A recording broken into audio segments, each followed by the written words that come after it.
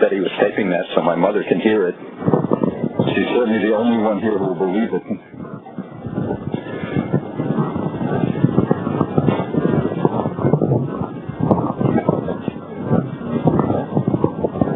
Not on? Oh. I guess it doesn't matter then. Thank you very much, Mindy. And when I was first called, it is on. When I was first called for this event to ask him to give this lecture, Rabbi Butler called me, and I didn't say no, even though this was a tough week, and because Rafi and Mendy and Betty and many others here, the past presidents of the union, leaders of the union, never say no to us.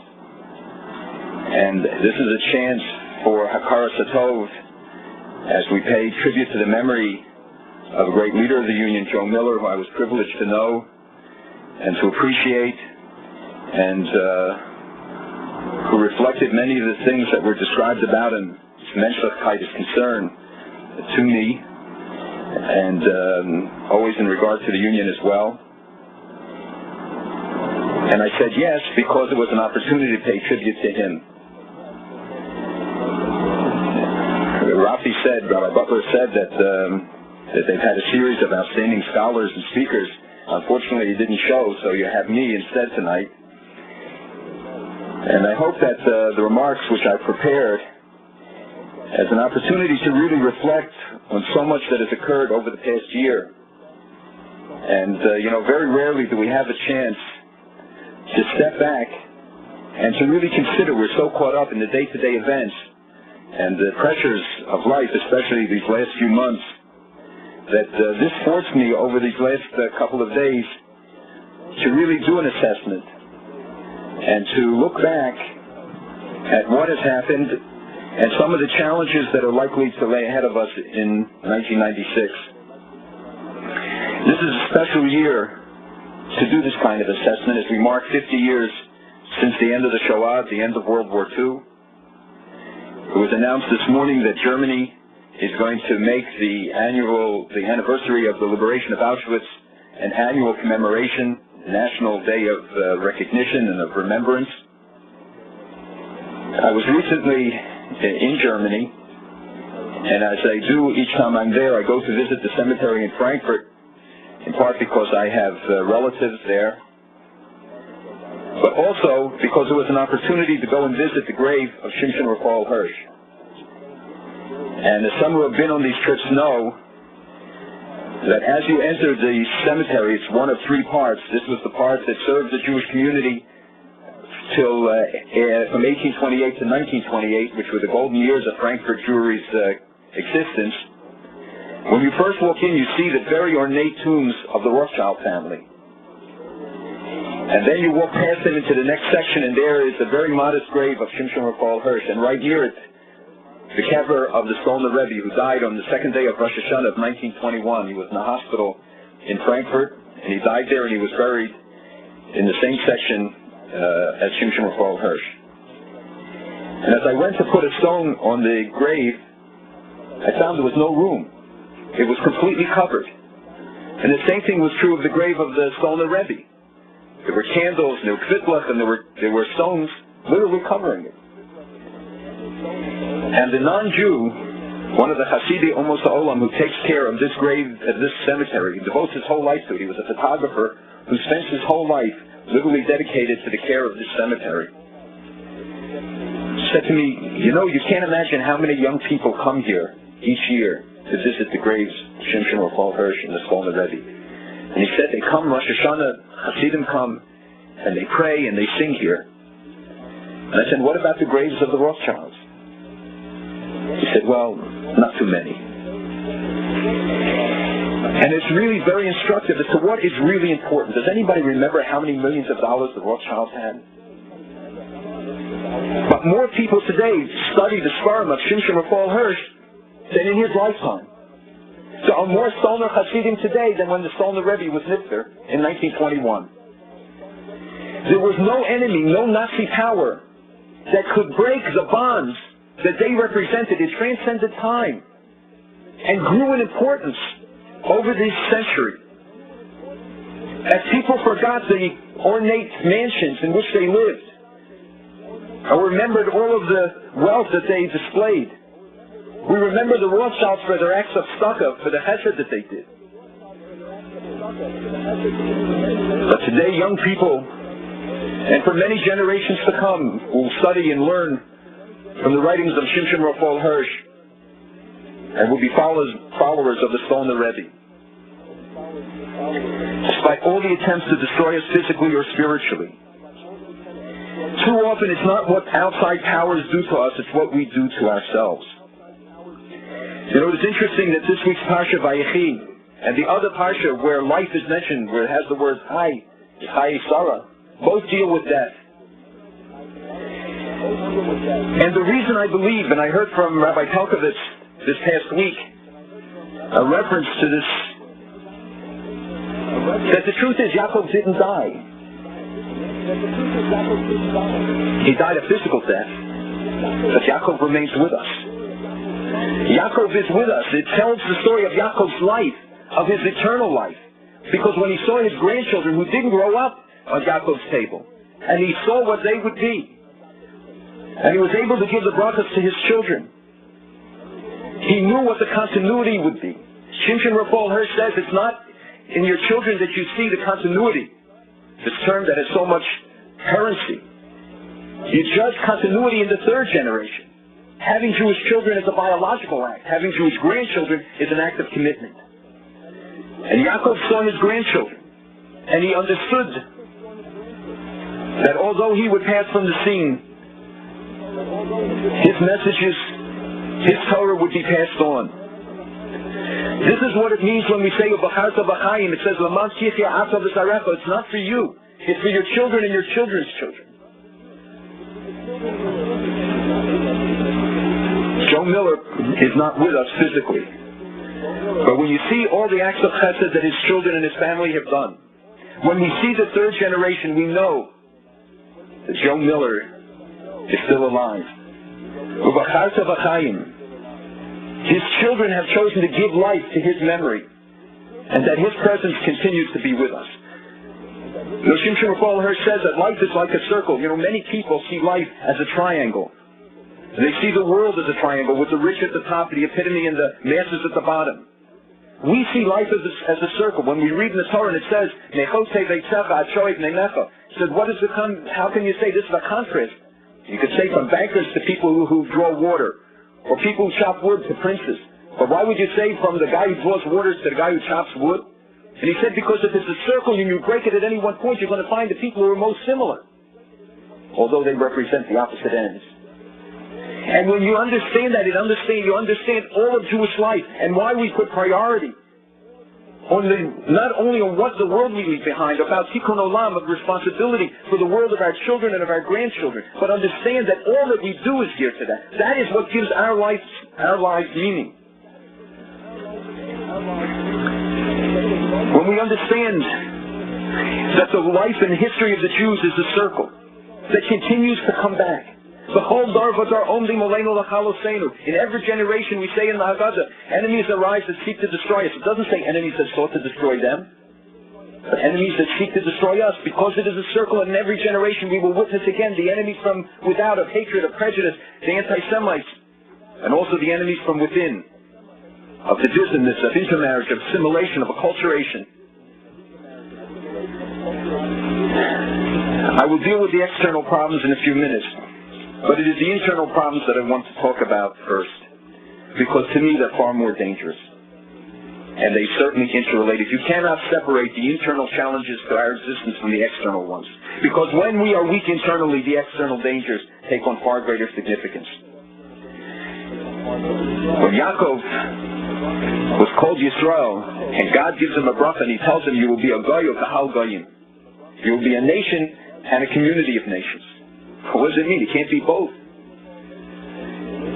And again, Shimshon Raphael Hirsch explains it, and he says that Yaakov was told that internally, each of the tribes would be unique, and we see the fulfillment of that in the brachas, where he chooses a specific bracha to meet the qualities and the mission of each of the sons, which was unique and different. He said, internally, each of you will have your own differences, your own quality, your own characteristics, your own traditions, and they have validity. But he said, to the outside world, you have to be a God, you have to be a united nation, you have to be one people. We are reminded of this consistently. On Sukkot, when they brought Karbanos, they didn't worry just about the Jewish people, we worried about the 70 nations. Avraham Avinu's whole life was geared to teaching us these midas of chesed, of understanding to one another. What did he do in Sodom where they were ready to kill him? Not only does he not seek revenge, but he does everything possible even to save the 20, the 10, anybody. Yaakov Avinu appreciated the uniqueness of each individual, and he gave the brachos to emphasize those qualities. He said, Kol Eila Shiftei Yisrael. He said, all of you, regardless of your differences, are Shiftei Yisrael. All of you are the 12 tribes. But then he says, V'zos asher diber avihem. And this is what your father said, V'yavarech osam. And he blessed them, Ish asher diber chaso. Each one according to his bracha. That Yaakov declares the diversity of the 12 is acceptable. It's understandable. It is the reality. And therefore he said, Kol Eila, all of these, but understand V'zos, the singular.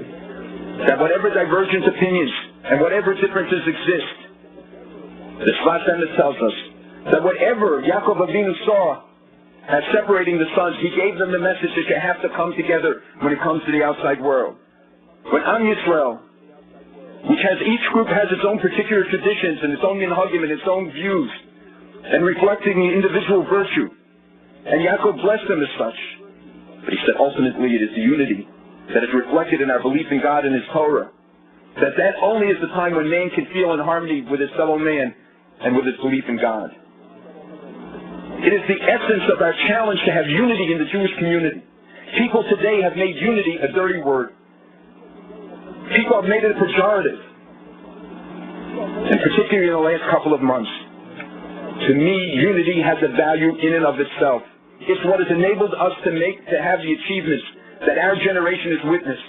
The great miracles of our time, the rescue of Soviet Jews, of Syrian Jews, of Ethiopian Jews, of Yemeni Jews. Each of them was made possible when the Jewish communities came together, when the state of Israel, because it had an army, because it had an air force, and because it had its own sovereignty, and a Jewish community that was committed in America and around the world, brought their resources together. The great prophetic vision of Kibbutz Golios, which the Gemara tells us is as great as Brias HaOlam, was made possible.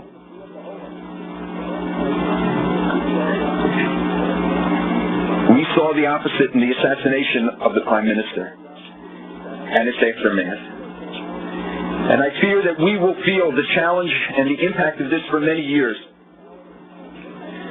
Whatever political accomplishments Mr. Amir thought he would achieve by this, it was the reverse that was achieved.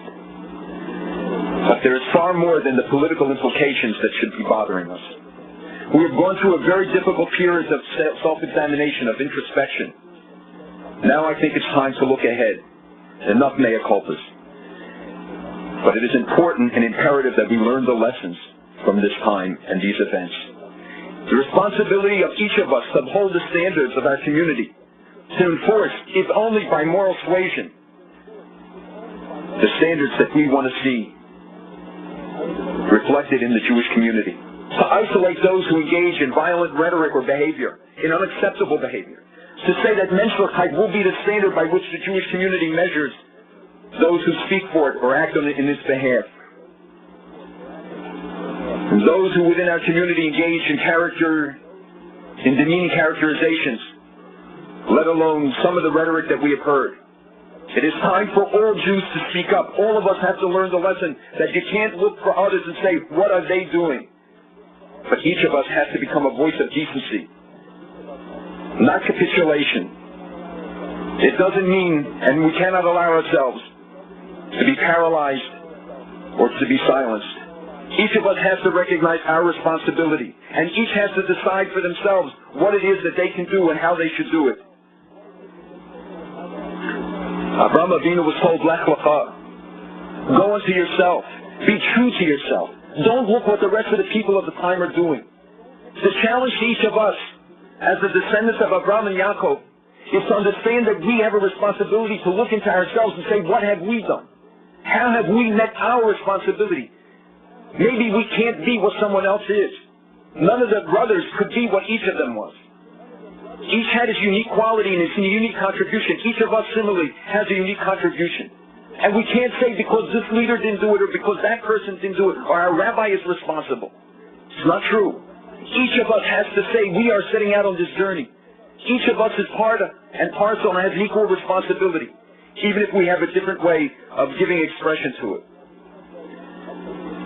Never was the question the right to dissent or to differ, but how one gives expression to it, how one acts out it. And if one wants to win others to their view, you don't do it by screaming, but by a logical and factual presentations.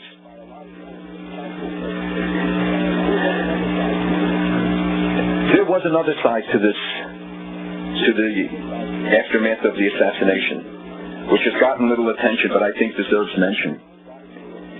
And that is the response of the world to the assassination of Prime Minister Rabin.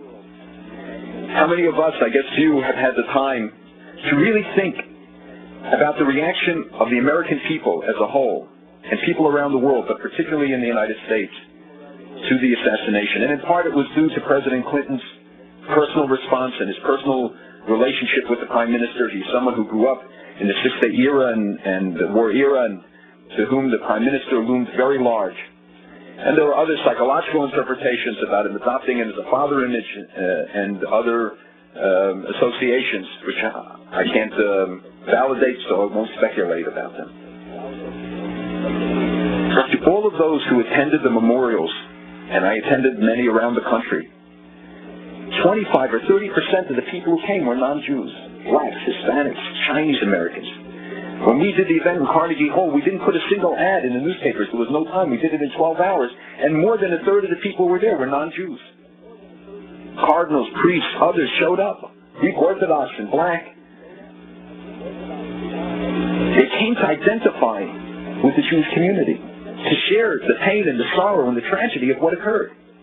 We saw the finest side of the American people. So often we focus when there is a million-man march or when somebody makes an anti-Semitic remark or when, God forbid, there is a tragedy. But how many of us understand and try to come to terms not with what was an unusual response, it was an abnormal response. To have seen the people who came outside of the consulate, I saw garbage men getting off trucks and putting votive candles there. We saw people coming with flowers, wearing dashikis. We saw Hispanics. We saw people of every walk of life from New York coming there 24 hours a day. Do you think of any other world leader, if he had been shot, other than, God forbid, the President of the United States, that would have evoked this kind of response? Think of it, the Prime Minister of Canada. Nobody knows who he is, let alone if he had gotten shot and would have turned out. That the television networks, all of them, spent 5 hours covering the funeral.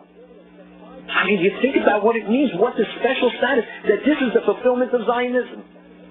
That Israel has earned not just a place amongst the nations, it has a unique standing amongst the nations. To think that Arab leaders came to Yerushalayim for the funeral of a Jew. Maybe for a funeral of a Jew they would come to Yerushalayim. To see the flags at half-staff, to have seen the majority of the members of the cabinet, the leaders of the Congress of the United States flying to Jerusalem on one day's notice. I mean, we ought to take account of it and to understand the implications, what this means, what is the success that we have achieved in this country. The relationship that has been established between Israel and the United States, it is unparalleled. There is no other country that would evoke this kind of a broad response. So it seemed then a few days ago when Harris was in the Congress and addressing a joint session, the depth of feeling and emotion that one witnessed there, it was overwhelming. And just as we were exposed to these terrible divisions and the hatred that was let loose and the animosity which was unexpected and unacceptable, we have to learn to try and understand what gave rise to it.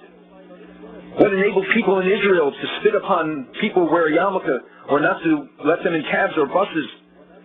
To understand what motivates them and what was behind this kind of a response to this tragedy. But also to take into account the very positive response that we witnessed in our own country. 50 years ago, When 6 million Jews died, nobody cared. There were no funerals, no flags flew at half-staff, nobody cared. Think how far we have come in 50 years. It's not that the world has changed in these 50 years. I mean, is this world less indifferent, less apathetic? Is it a more caring place? The answer is no. We see it in Bosnia, where for 5 years we witnessed every night the massacre of children, women tortured and raped. There was no response, and now finally, after the country is destroyed and tens of thousands of people have been killed, perhaps many more, hundreds of thousands, made homeless, that finally we send in troops to try and impose some sort of a peace settlement. You know, I thought about it this Memorial Day when it was the 50th anniversary. How meek and minimal was the response of the American people. You know, in many cities across the country, they canceled the Memorial Day parade. Here was the 50th anniversary. It was a chance to pay our tribute as an American people to those who enabled us to be what we are. Those who gave their lives and limbs in order for us to be free. So the American people don't appreciate history. They don't have a sense of zechira, of remembrance. And those who ignore history or deny it ultimately pay a price for it. Not they, but their children and their grandchildren pay the price. What makes us unique is the sense of zechira that is imposed upon us all year long as Jews. It is what enables us to see dangers that others don't see. It enables us to perceive things that others don't see. We went to presidents of the United States, we went to secretaries of state, we went to Republicans and Democrats, liberals and conservatives, and yelled at them about Saddam Hussein. For 10 years, we petitioned them to stop supplying him with the technology, with the financing, with the assistance, with the technical equipment, with the factories, and every time he declared anew that I'm going to build biological weapons, we sold him the factories. He said, I'm going to develop chemical weapons. We gave him the wherewithal to do it. He said, I'm going to develop nuclear weapons. We gave him the computers and $5 billion in loan guarantees. Till the week after the invasion of Kuwait. Every time we went, and some of you were participants, they'd say, we don't know what you're talking about. We don't see it. And the truth is, they don't see it. This is what it means to be an Or Lagoyim. It's not always a bracha. Sometimes it's a klala, because you stand there and you scream and you say, how can you not understand the danger of Islamic fundamentalism? They said, it's not Hinduism. This is not like communism. And unfortunately, they wait too often until it is too late. What I think has changed in the 50 years since the end of World War II is that we have changed. That we are a generation that has zechira, that has learned the lessons of the past, and understands our responsibilities to the future. We understand what our obligation is, not just through providing security for ourselves, but the third generation and their grandchildren. The world continues to ignore realities because they don't understand them, and too often they don't see it. Zechira gives us a context, a perspective to see through the chaos, to see dangers that others don't see. It's not because we have better intelligence or more information. It's because they don't see it. You saw how the whole world said there would be a new world order after the fall of the Berlin Wall, and after the end of communism, and after the Gulf War. And what emerged was not new world order, but old world disorder. And we saw in this past year that trend continue. We saw the wars of ideology being replaced by wars of ethnicity, which are no less virulent and no less dangerous.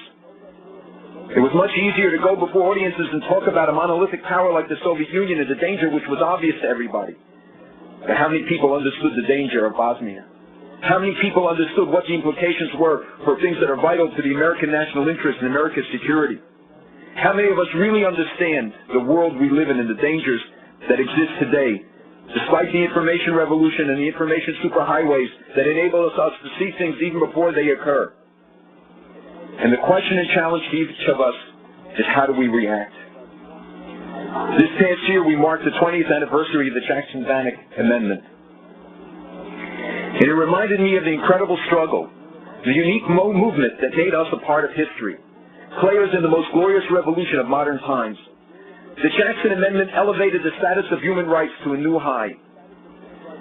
When we see so many of the violations of human rights and the world turning a blind eye to them, we see how much more remarkable The victory of Soviet Jewry was, despite all the odds, all of those who were against us, the opposition of the presidents and secretaries of state, of business and commercial interests, Jackson Vanik changed the way we function in Washington. Senator Jackson taught us to talk truth to power. It mobilized the grassroots for political advocacy. The Jewish community began to come to terms with its role in the political process and its political power. It was no longer marginal in the political system. 50 years ago, we were being told that Uncle Joe Stalin was an affable ally. We were also told that we could never change the Soviet Union and Soviet Jews were lost down the memory hole of history. The Soviet Jewry movement, initiated by young Jews here and abroad, spearheaded by Israel and driven by the courage and sacrifices of Soviet Jews, paved the way for glasnost. They made perestroika possible. They turned the Iron Curtain into a Venetian blind. And they made the impossible, not only the improbable, possible. We have learned the lessons of the past, and that is why Soviet Jewry became the #1 human rights cause in the world. And today, more than 800,000 Soviet Jews are free because of it. And God willing, hundreds of thousands of more will follow. This past May, Mendy was part of a delegation that visited the former Soviet Union. And what was most surprising to me through the trip was not how much things had changed, but how much things had not changed. To see the reemergence of the KGB, to see again the power of the military, to see the rise of anti-Semitism. In our meeting with Chernomyrdin, the Prime Minister of Russia, the issue of anti-Semitism came up. And he turned to Alla Gerber, whom he had brought there, a Jewish member of the Duma, the parliament, and said, "I'm sure Mrs. Gerber would be the appropriate person to respond." And contrary to his expectations, she turned to him and said, "Mr. Prime Minister, I regret to inform you that the greatest success of privatization in Russia is anti-Semitism.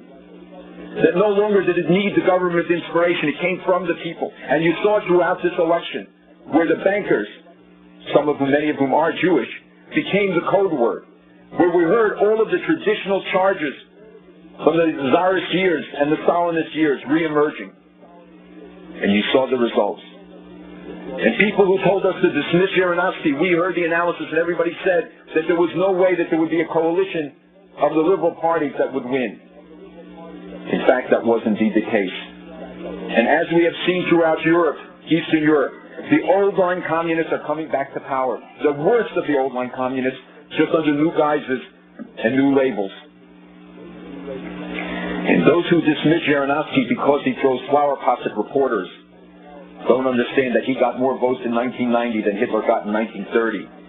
He controlled 25% of the Duma in 1992 and will emerge from this as the #2 party after the communists. And it isn't because he got less votes, it's just there are more parties who represent the same point of view as he does.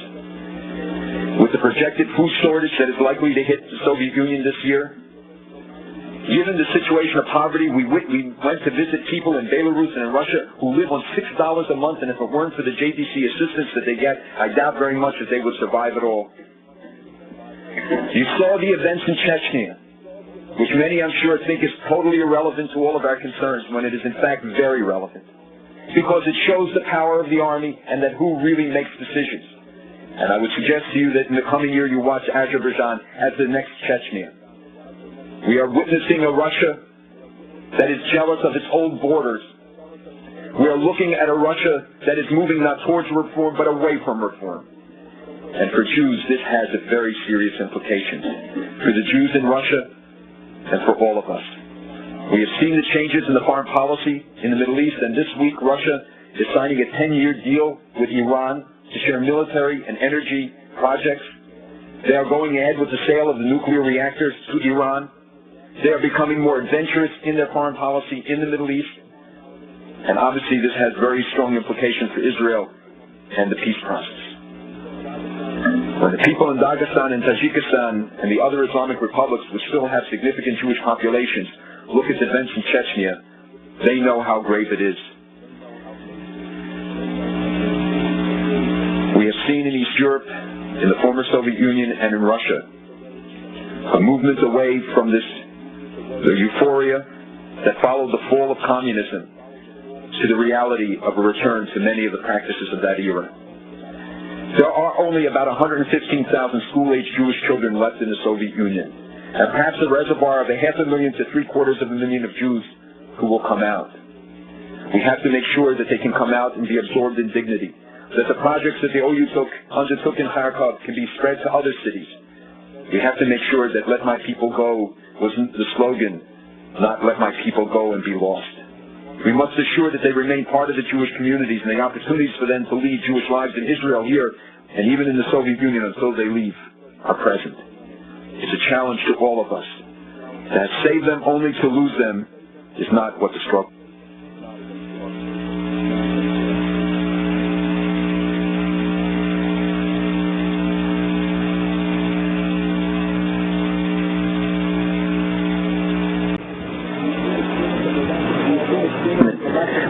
Extremists of the left and far right gaining power and increasingly working in cooperation. And while the Maastricht Treaty may be for many the path of the future, the reality is that the irredentist movements are a throwback to the Europe of 100 years ago, not what was supposed to be happening in the 21st century. It's been estimated that there are more than 70,000 skinheads formerly associated with groups in Europe today, and hundreds of thousands more who are sympathizers. And increasingly we see cooperation between these groups and the Islamic fundamentalist groups who operate in Europe. Each of these subjects obviously deserves a lecture on its own. And there is one subject that those of you who have heard me speak before and who know me know that for more than 7 years or 8 years I have been preaching about this subject. At first to deaf ears because people just didn't understand it and didn't get it. Thank God this year we saw for the first time people beginning to understand the danger posed by Islamic fundamentalism. It takes a long time to explain this phenomenon because most of you haven't experienced it or don't believe you have or don't believe that it has any immediate relevancy to you or to our existence here, even if you can recognize the danger to Israel. The reality is quite different. You know, a couple of weeks ago in Bosnia, in Croatia, they arrested the head of the Islamic Jihad of Egypt. I wonder if anybody who read that story, a little story that appeared in the New York Times, thought about what the implications of that were. Did they think that he was there writing a book as he claimed? Nobody goes to Croatia on vacation. He was there because he was on his way to Bosnia. When the Prime Minister, now Prime Minister Haris Alajic, first visited the United States, the first place he came was the Conference of Presidents. It was 10 o'clock on a Monday night because he called me from Kennedy Airport and asked if he could come directly there. And after he detailed to me the terrible situation there, he asked me if he visited the Arab countries to get support, and he said, not yet. So I said, then why are you here? He said, because you will understand. And indeed we understood, and we do understand. And as he left, he said to me, remember, we are holding the line for Europe. And I said, against the Serbs? He said, no, against Islamic fundamentalists. How do you think the Bosnians turned the tide of the war? The arms embargo wasn't lifted. It was the supply of arms from Iran, plus the presence of thousands of terrorists from Afghanistan, from Egypt, from the Sudan, from Jordan, from Tunisia, from Libya, who are fighting today and are not leaving Bosnia. And the most westernized Muslim secular population in the world has become a radicalized Muslim population by and large, especially the young people. I will tell you that the war in Bosnia is not over. We may not have seen the worst part of it. And the implications for those who know history, that neither Russia nor the Balkans would take this kind of instability.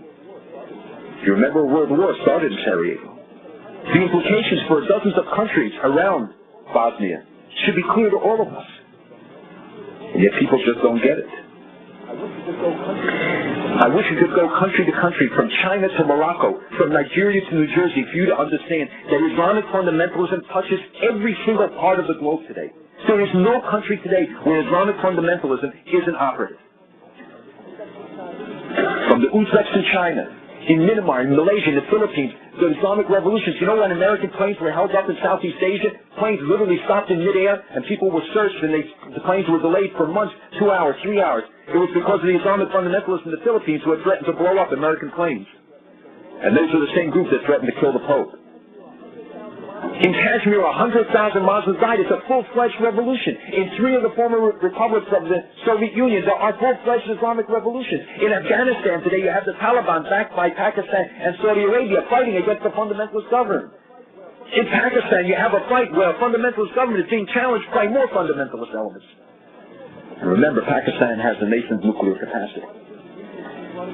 Why do you think the Indians keep running after us and inviting us to come? Because they see the dangers to them with 250 million Muslims. In Africa, you have 12 countries, 12 black African countries with Islamic revolutions. Countries that had no Muslim populations to speak of a few years ago. Sudan has a fundamentalist government, 19,000 terrorists from 12 countries trained there. Jewry has fallen to the fundamentalists. But the real danger in Africa, Egypt. And you saw that the government changed. They changed the prime minister. I will tell you, despite what Prime Minister Peres said even on his last visit, that Egypt is tottering. That Egypt is the main target of the Islamic fundamentalists, next to Saudi Arabia and next to Turkey. The 3 outposts of Western democracy in the Middle East today are in danger. You saw the elections in Turkey. There are 100,000 mosques in Turkey today. The new king, the acting king of Saudi Arabia, by the way, has very close ties to the fundamentalist elements, and they have turned over the education ministry to the fundamentalists. And that is the beginning of the end of Saudi Arabia. Do you know, in every country where the fundamentalists gain control, they ask for one ministry. Not foreign ministry, not defense, not treasury, education. And that's how they work in every country. They build from the bottom up, and they gain control.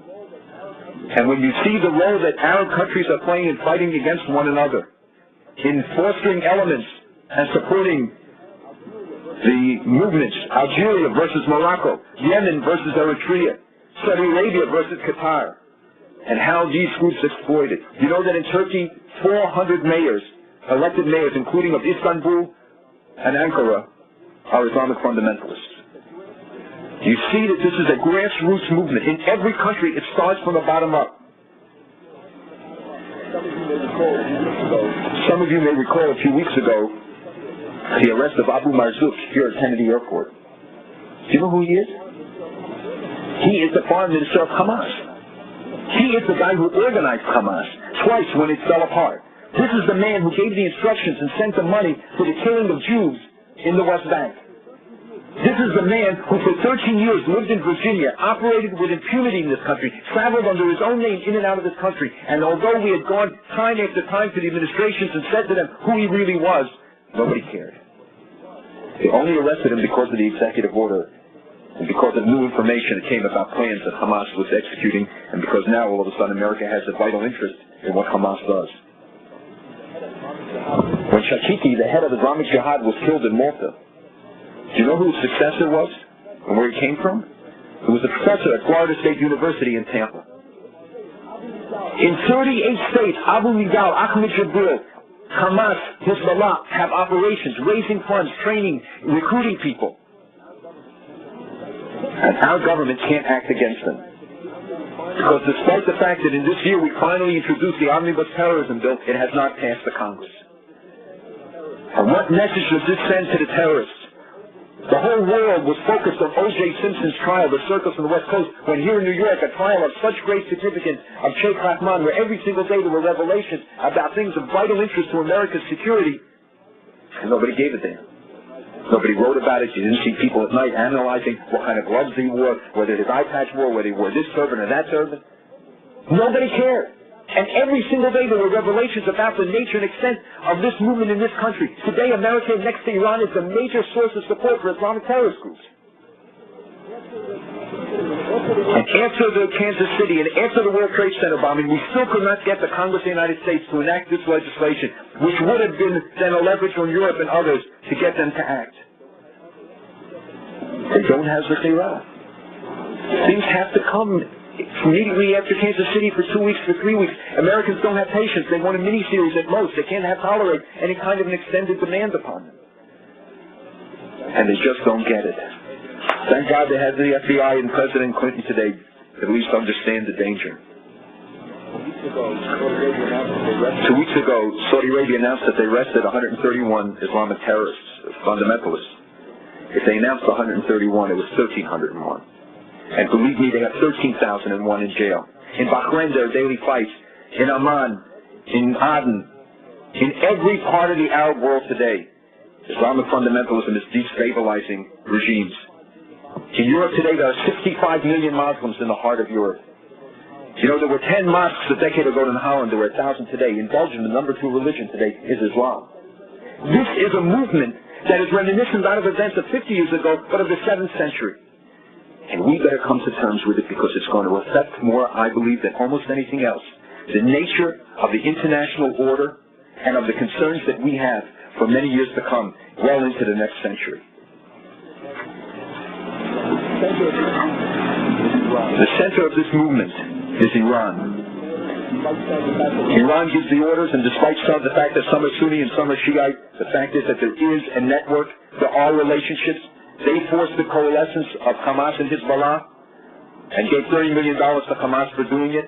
They are still the fulcrum of this movement. And despite the fact that their economic situation is ruinous, and despite the fact that they are continuing with their military expenditures even though they can't feed their people, the fact is that this underscores the need for us in this year to make sure that the containment of Iran and Iraq becomes an international priority, that the sanctions are not lifted, that we not allow the movement that France and Germany, because they owe them $5 billion and they want to get it back, because just as they in 1934 and in 1944, in 1995, they are still blind to the realities in the search of the almighty dollar and continue to give assistance, even to use technology, to Iran and Iraq. Iran today is in a coalition with North Korea, China, and Pakistan, perhaps Syria and Iraq, that is developing in a crash program of nuclear capacity. We know that they are buying enriched uranium. We know that they paid for the development of the No-Dang missile, which has a 1,300-kilometer range, which means it can reach any target in Israel without ever leaving Iran's borders. The dual containment of Iran and Iraq is a vital national interest for the United States, and we have to get people to understand it. Think of what this means. If you have, God forbid, the proliferation of weapons of mass destruction, we saw what Iraq had developed in terms of chemical weapons. They have toxins there that are more virulent than any we have ever seen. And they don't talk about it because they're afraid of scaring you. You know, there was one that was found that if you put one bomb over Chicago, over Washington, in 1 hour you would kill 3 million people. It's 400 times more toxic than anything the United States ever saw. And they have the samples. It's not something hypothetical. So there are 20,000 people in Iraq involved in clandestine nuclear research. You think they disappeared? They both have delivery systems. We know that people were caught in Bulgaria, Czechoslovakia, Germany, and in Switzerland carrying enriched uranium. For $250 million, you can buy enough for a small bomb on the open market in Europe. And you can buy any weapon you want in the former Soviet Union and East Europe. Think of this coupled with the rise of Islamic fundamentalism, the danger that this will pose for all of us.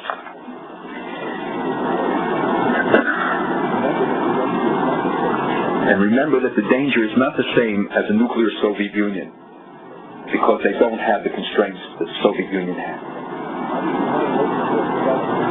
Obviously, one of the most important developments of 1995, and which Prime Minister Rabin linked to his motivation in a discussion with us the day he came, the first day that Peres came back from Oslo, as to why he got into the process, was because of the existential danger that he felt Iran and Iraq posed to Israel, and the growth of Islamic fundamentalism, something he did not come to terms with until only 2 or 3 years ago. Clearly, the peace process is one of the major developments in 1995 and will be a dominant issue in 1996. For many of the Arabs, they learned that Israel is not the source of instability in the region, and if anything, is a source of stability and potential benefit. I'm not going to tonight go into the details of the negotiations. I do want to talk a little bit about our responsibility, not our policy. I don't know any more than anyone else whether ultimately this is going to be salam or salami. I don't know whether this represents true peace or just another stage in the Arab war against Israel. But I do know that Israel has demonstrated 12 times in the past century that when given the opportunity for peace, they were prepared to negotiate. 12 times the Jews accepted and 12 times the Arabs rejected. Israel has always demonstrated its readiness to make sacrifices, unprecedented sacrifices, for peace. I see our job to ensure that Israel enters the negotiations in strength and achieves security. Ultimately, the question one must ask, regardless of whether you support or don't support, whether you believe every inch or not 1 inch, frankly, it's irrelevant, because you're not going to draw the maps, nor will I. You're not going to sit at the negotiating table, nor will I. You can believe whatever you want, and you can advocate on behalf of those beliefs. But you have to answer the question, if you are opposed to it, what is the alternative? Is the status quo acceptable? Can Israel continue to live and thrive under the conditions it obtained before the peace process? There may well be alternatives. And one of the reasons, I believe, why the intensity of feeling and of the rhetoric is because until now, while people held the same views, we were dealing with theoretical issues. We talked in theory about Israel giving up land. Now we're talking about a reality. And we see life and death decisions being taken, real issues.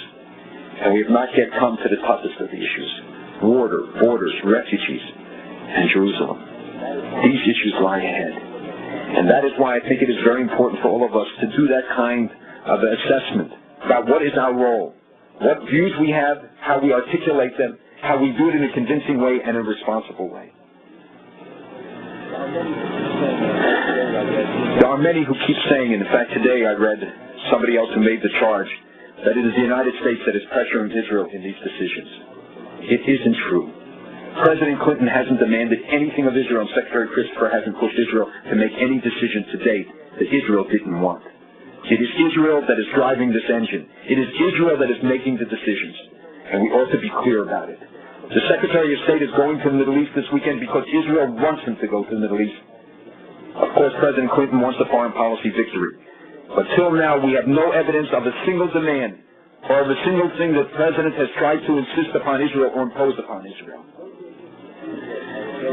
The negotiations with Syria are at a very early stage, and this visit will be very critical in determining whether they will go ahead. Has Assad truly gone through some sort of a transformation? Has Assad really made a commitment to enter the peace process? Because we all know his true goal is not to negotiate with Israel, but to negotiate with Washington. But he wants first and foremost to be off the terrorism list. And I say that in the first few months of this year, we will see efforts by elements in the Congress and elsewhere to try and push to get Syria off the terrorism list after some sort of a gesture on his part, where he will come out with a statement and say to the terrorist organizations, the 62 that have bases in Damascus, that they shouldn't be operating there. It will be a sham. They are an integral part of Damascus life. He wants recognition of his dominance in Lebanon, and he wants U.S. aid. Only after that comes the Golan. He has made clear in the statements that were made this past week that they want no economic interaction with Israel. And the implications are very serious because Prime Minister Peres has made this the quid pro quo for the concessions that he has been talking about.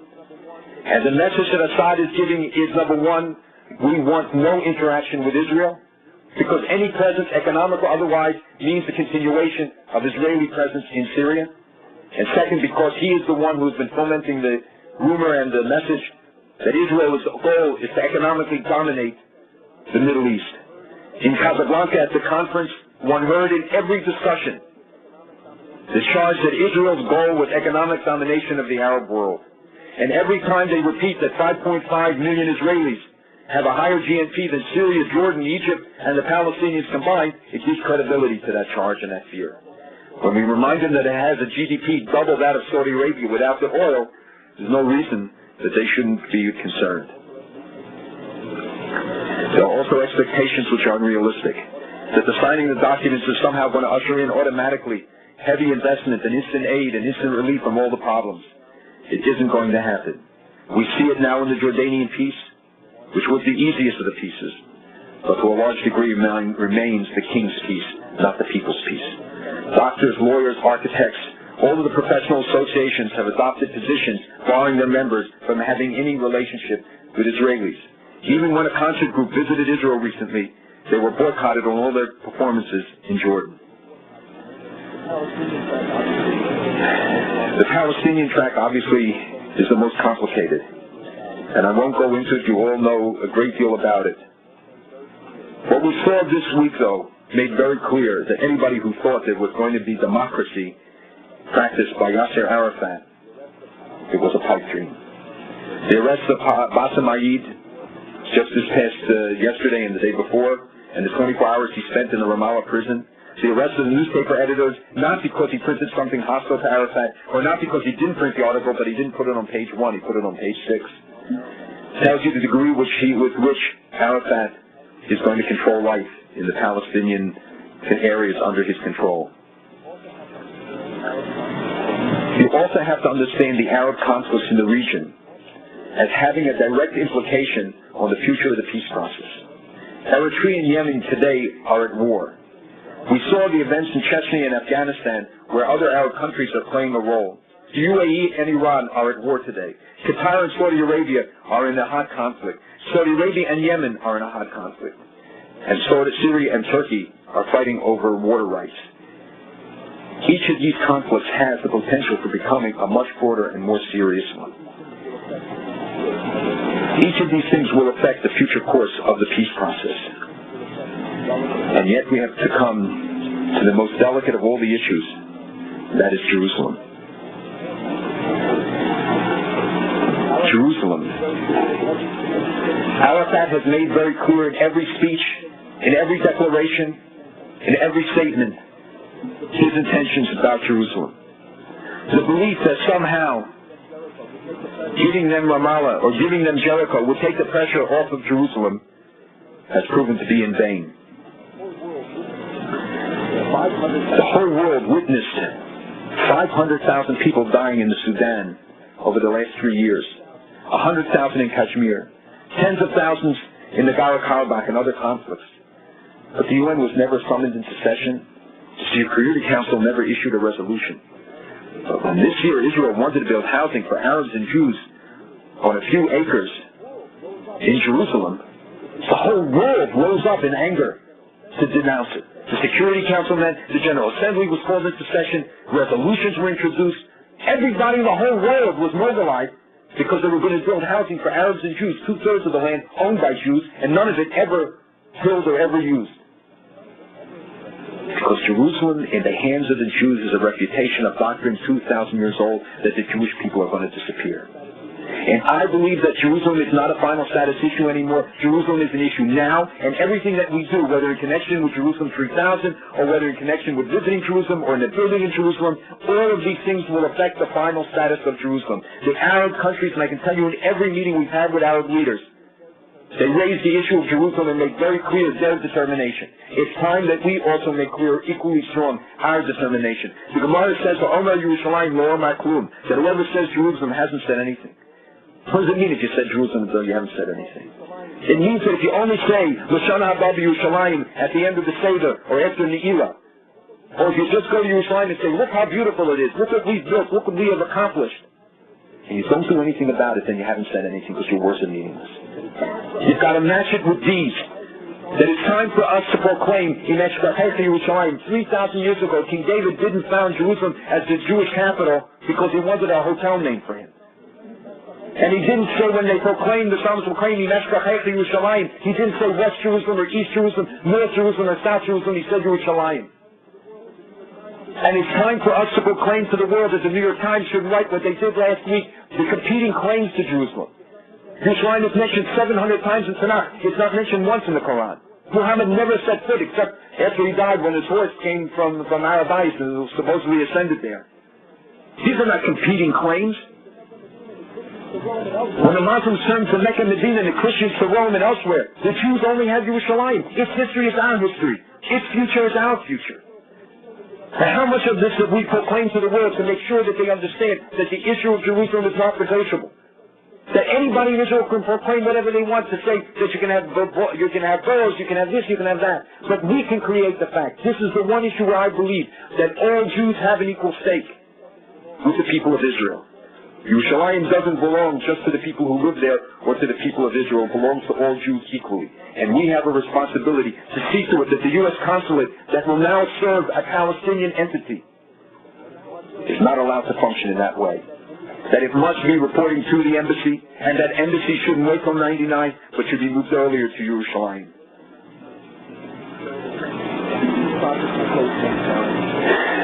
The peace process will pose many challenges for all of us.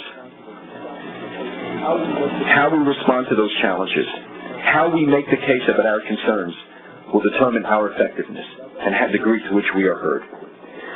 There are going to be many other challenges, and I don't want to take time now and just try to do some in Russia Tavis to talk about some of the other issues that I think are going to be important.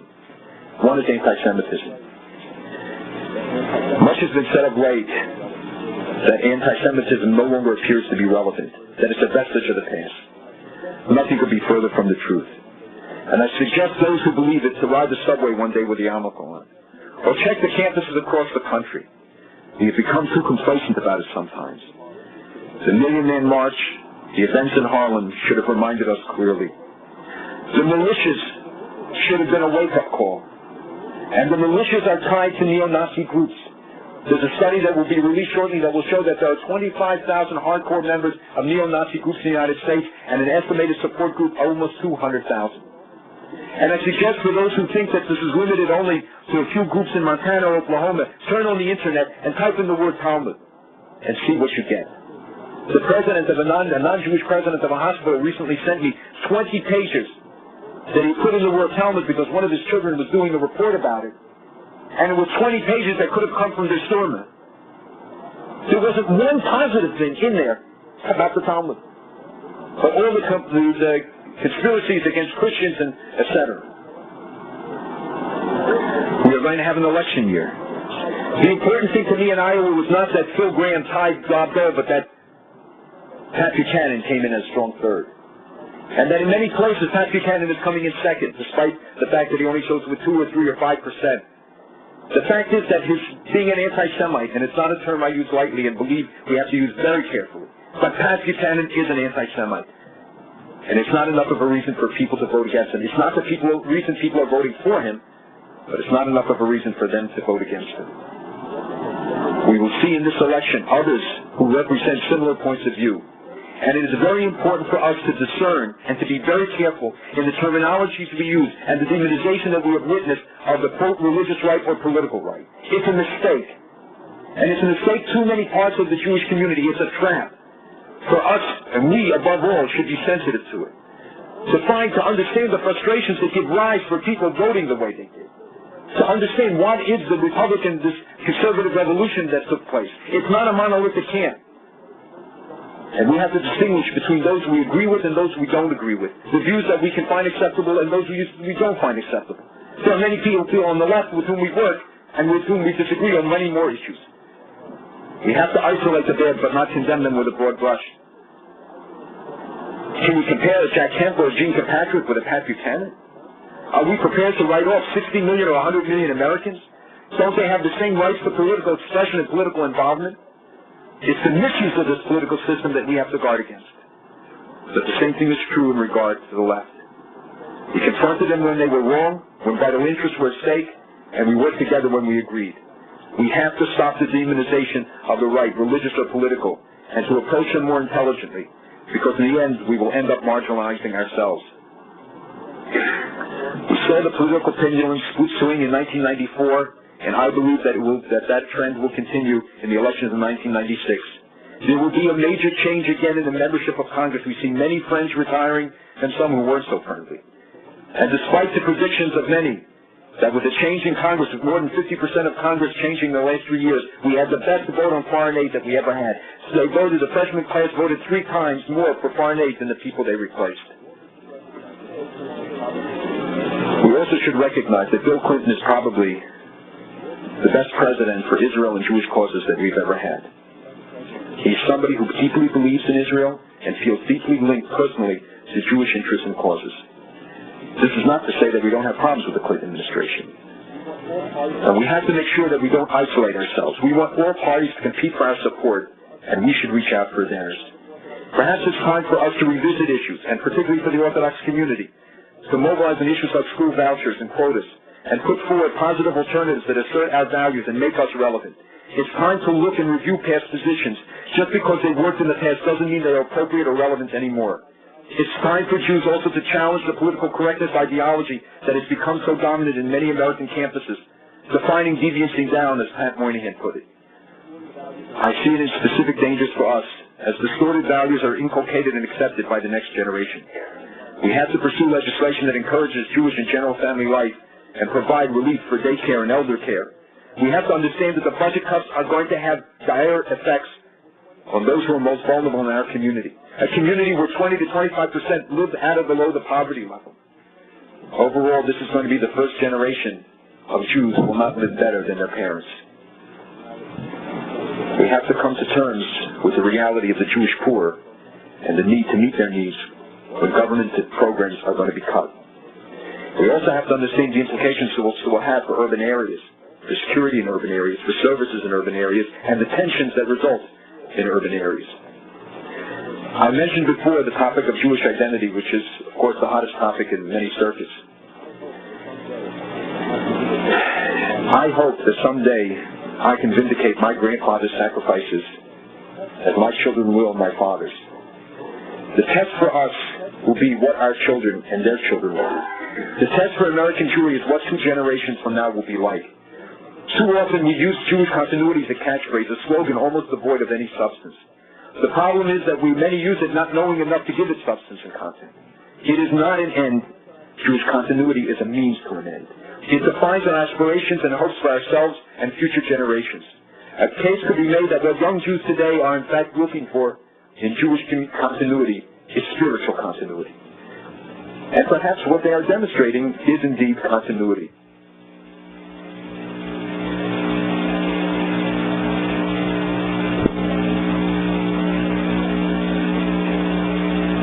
I'm glad that he was taping that so my mother can hear it. She's certainly the only one here who will believe it.